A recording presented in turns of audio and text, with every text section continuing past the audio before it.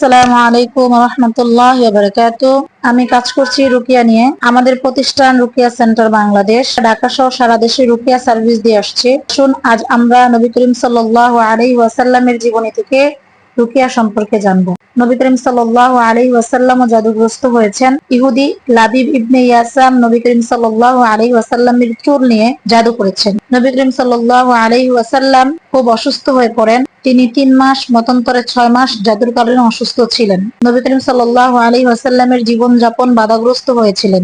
নবী করিম সাল্লাল্লাহু আলাইহি ওয়াসাল্লাম আল্লাহর কাছে দোয়া করতে থাকেন।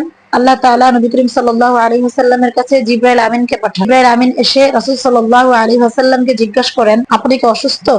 নবী করিম সাল্লাল্লাহু আলাইহি ওয়াসাল্লাম বললেন, জি, আমি অসুস্থ। আবার জিবরাইল আমিন নবী করিম সাল্লাল্লাহু আলাইহি ওয়াসাল্লামকে জিজ্ঞাসা করলেন, আপনি কি আল্লাহর কাছে দোয়া করেছেন, পানা চেয়েছেন?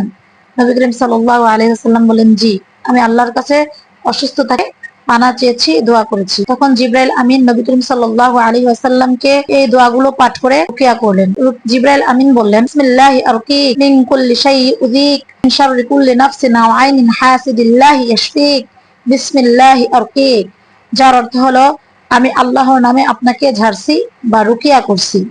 যেসব জিনিস আপনাকে কষ্ট দেয়, সে সকল প্রাণের অনিষ্ট, চোখের হিংসা থেকে, বদনজর থেকে আল্লাহ আপনাকে সুস্থতা দান করুক।